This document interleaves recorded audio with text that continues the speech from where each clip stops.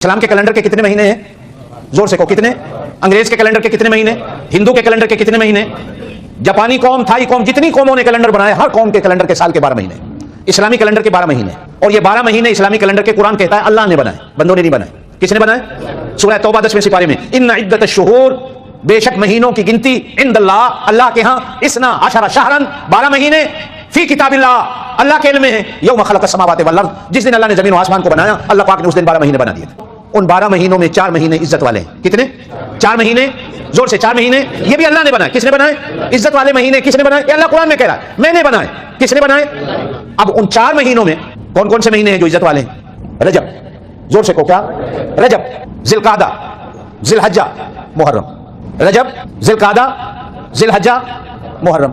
میرے اللہ کو نہیں پتا تھا ربیع الاول بھی آنا ہے، یہ آپ نہیں ہو جو میں نے اس مہینے کو، مجھے نہیں سمجھ آ رہی کھیل تماشے کا جو بنایا گیا ہے، کہ اللہ کو نہیں پتا تھا اس مہینے میں میں نے اپنے نبی کو پیدا کرنا ہے۔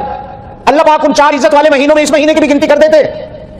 اللہ سے بھی غلطی ہو گئی نعوذ باللہ من ذالک، کہو اللہ بھی نہیں سمجھا، تم زیادہ سمجھے۔ آج میں 12 ربیع الاول کو مانتا ہوں لیکن مناتا نہیں، اس لیے کہ میرے نبی 12 کو پیدا نہیں ہوئے۔ جاؤ، میرا چیلنج ہے دنیا کو، نہیں پیدا ہوئے 12 کو، ہاں میرے نبی 12 کو فوت ہوئے۔ اگر کوئی ماں کا لال کہتا ہے میں غلط کہہ رہا ہوں، آئیے میرا سر قلم کر دو۔ حضور کی 12 ربیع الاول کی وفات کا دن ہے۔ یہ آپ کی مرضی ہے، وفات والے دن آپ جھنڈیاں لگائیں، حلوے کھائیں، آپ کی مرضی، میں تو آپ کو نہیں روکتا۔ حضور کی پیدائش 9 ربیع الاول کی، کچھ لوگوں نے لکھا 8 ربیع الاول کی، کچھ لوگوں نے لکھا 12 ربیع الاول، لیکن پوری امت کے علماء کا اتفاق ہے کہ حضور کی وفات 12 کو ہوئی۔ جی علی بھائی، اگلا سوال آیا ہے کہ علی بھائی آپ نے فارمولہ بنایا تھا کہ 12 ربیع الاول کو کسی بھی طرح جو ہے وہ پیدائش ثابت نہیں ہوتی۔ ہاں، وفات نہیں ہوتی۔ ہاں جی، فارمولہ کیا بنایا تھا؟ سمپل ہے، مطلب یہ فارمولہ کون سا ہے؟ سمپل سی بات ہے، وہ فارمولہ تو نہیں ہے۔ فارمولہ تو تب ہو کہ جب میں کوئی اپنی طرف سے کروں، وہ فارمولہ بھی چلے کوئی میتھمیٹیکلی کہنا چاہتا ہے تو بالکل درست ہے، اس میں کون سا ایسا مسئلہ ہے؟ چونکہ یہ مجھے اس لیے بنانا پڑا کہ چونکہ احادیث کی کتابوں میں وفات کا کوئی دن رپورٹ نہیں ہوا ہوا تھا۔ یہ پیدائش نہیں، وفات کا، وہ میرا ریسرچ پیپر نمبر 12، وفات کا صرف دن آیا ہے پیر، تاریخ نہیں آئی۔ بخاری مسلم میں ہے کہ نبی علیہ السلام پیر والے دن فوت ہوئے۔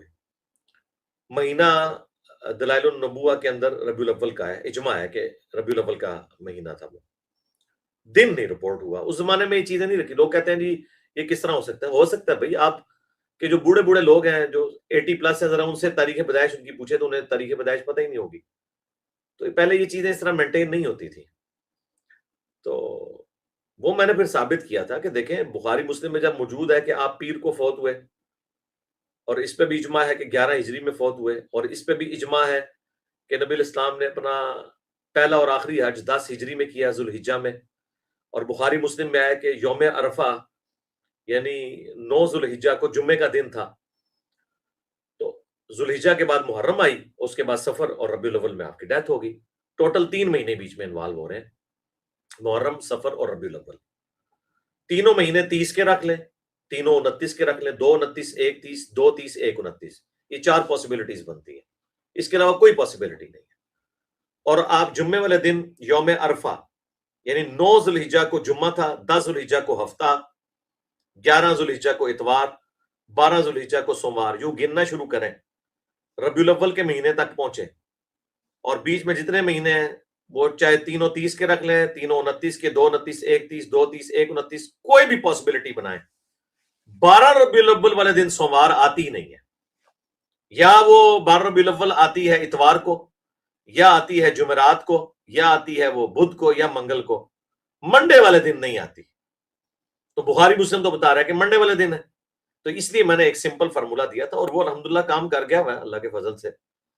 سارے لوگ مانے ہوئے ہیں، کچھ سامنے آگے شیخ زبیر لزئی صاحب رحمہ اللہ، میں نے زمانے بریلویت میں یہ پمفلٹ لکھا تھا، اور میں اس کے ساتھ آج بھی ایگری کرتا ہوں، اس لیے ہماری ویب سائٹ پہ بھی رکھے ہوئے ہیں یہ والا پورشن اس کا۔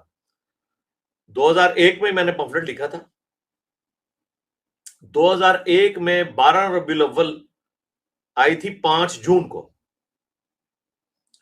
تو آج ہے